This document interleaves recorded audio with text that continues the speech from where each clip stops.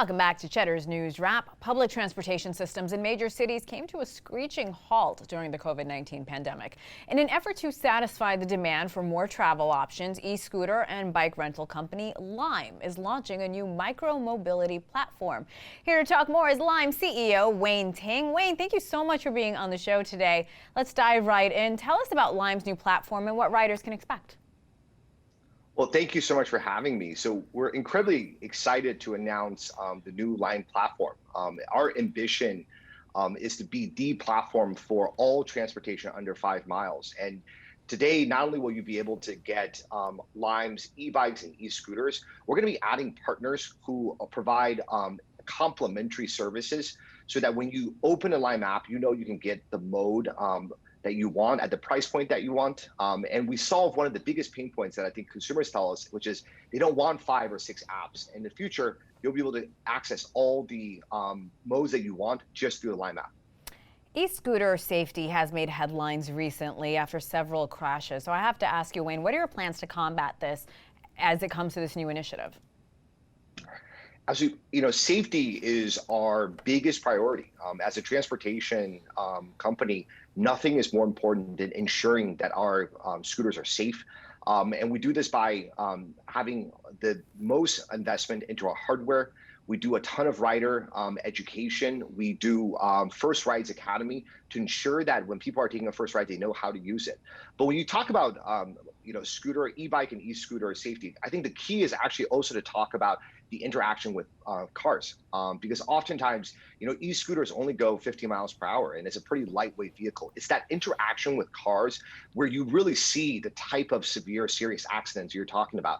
And the key thing there, of course, is actually slowing our cars down. When you look at the incredible work that cities have done around Vision Zero, the key is to make sure that cars are in a place where they're not able to harm our pedestrians and our walkers. And one of the most important things is protected bike lanes. And so we've spent a lot of time working with cities to build more bike lanes and protected bike lanes, as well as improving our own internal rider education and hardware. I have to ask you how your business has changed since COVID-19, Wayne, and what's your outlook for the future of your business?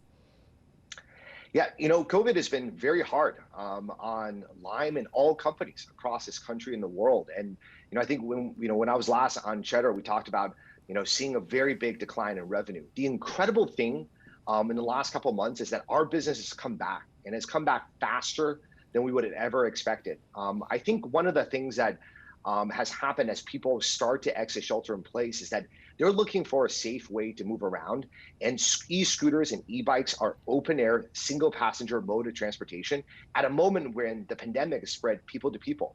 And it's exacerbated by being indoors. And so we're seeing actually a real big reversal where it's becoming a big tailwind as people are looking for safe ways. E-scooters and e-bikes are coming back, and you see this in trends, not only in sales of e-bikes, but also in shared mobility like the ones that Lime provide. And we're actually thinking that this trend is going to continue, and we're really, really bullish on the year ahead in terms of our revenue and our growth. Well, can Lime continue to exist if the pandemic moves into 2021, which a lot of experts are predicting? And how do you envision Lime pivoting if most people are still working from home and working remotely? I actually think Lime is going to thrive in the next year because what you see is that even if people are not commuting to work, people are leaving their homes. They're going to the grocery stores, they're visiting friends, they're doing some of the key things that are so critical to our communities. What we've seen in our own data is that trips during commute, morning rush hour, evening rush hour, that's declined. But what's grown exponentially are residential trips. So many more trips in residential neighborhoods, and they're much more evenly distributed throughout the day, and they're longer. People are taking us end to end from their home all the way to the grocery stores and back, all the way to school and back. We think the reason for that is because people want a safe way to move. And they're not going to stay at home. They're going to need a safe way to move. And they're not super sure they want to be back in a shared car or other modes of transportation. The other thing that I think is going to help our business is that cities are taking another look at micromobility. You see New York City announcing a potential pilot for the end of this year. The UK pulled forward a series of pilots that they weren't going to do until 2022. Cities need safe transportation solutions, and they're looking to micromobility. So we're seeing riders taking a look, and we're seeing cities changing their regulations and pulling forward when we can launch Both those things are going to help our business grow into the next year.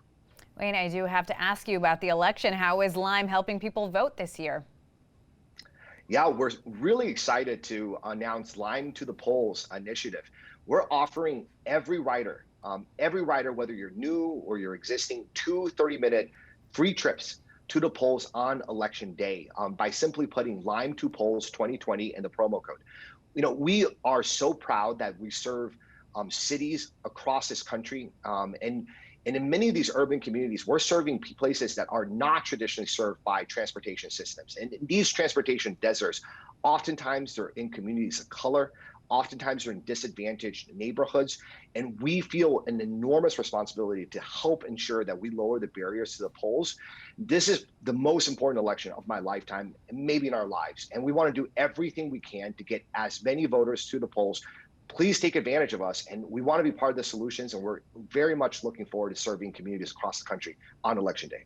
I love that. Wayne, we always appreciate your time. We love when you come on Cheddar. Thank you so much. Wayne Ting, CEO of Lime. Thank you again.